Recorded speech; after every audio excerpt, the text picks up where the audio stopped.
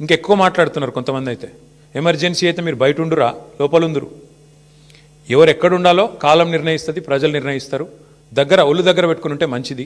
ఇవాళ నేను అధికారులకు కూడా చెప్తా ఉన్నా, ఈ ఫోన్ ట్యాపింగ్లు వీటి మీద జరుగుతున్న ధారావాహికంగా జరుగుతున్న డ్రామాలు, ఇందులో భాగస్వాములు అయితే అధికారులకు కూడా నేను చెప్తా ఉన్నా, ప్రతిరోజు ఒక్కరిదే ఉండదు. ఇంకో 2-2.5 ఏళ్లలో మళ్ళీ మా ప్రభుత్వం తప్పకుండా వస్తుంది. మీకు తెలుసు, అది ప్రజల మూడు మీకు తెలుసు. మొన్న గ్రామ పంచాయతీ ఎన్నికలు చూసినారు, మీకు తెలుసు. ఇవాళ ఎన్నికలు పెడితే రాష్ట్రంలో ఏం ఫలితం వస్తుందో కూడా అధికారులకు తెలుసు. నేను వారికి చెప్తా ఉన్నా, మేమెన్నడూ గత 10 ఏళ్లలో ఇట్లా అధికారాన్ని దుర్వినియోగం చేయలేదు, ఎక్కడా చేయలేదు. ముఖ్యంగా పోలీస్ వ్యవస్థను ఇంత అడ్డంగా దుర్వినియోగం చేసి ఏదైతే ఇవాళ నాటకాలు ఆడుతున్నారో వాళ్ళందరికీ నేను ఒకటే చెప్తా ఉన్నా, మీరు బలవుతారు, మధ్యలో మీరు బలవుతారు. రేవంత్ రెడ్డి రాజకీయ క్రీడలో మీరు బలవుతారు.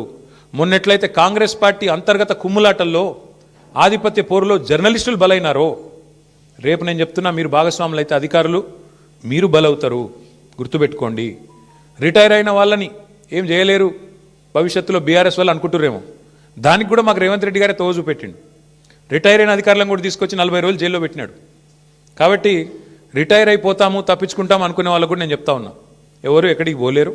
ఇప్పుడు ఎవరెవరైతే రేవంత్ రెడ్డి గారు ఆడిచ్చినట్టు ఆడుతున్నారో, అక్రమమని తెలిసి కేసులు పెడుతున్నారో, అక్రమమని తెలిసి అడ్డదారులు దొక్కుతున్నారో, ఈ టైప్లో ఆయన ఆడిచ్చినట్టు ఆడితే మాత్రం మీకు కూడా తప్పకుండా భవిష్యత్తులో మరి చట్టపరంగా, న్యాయపరంగా మీకు కూడా ఇబ్బందులు ఉంటాయి.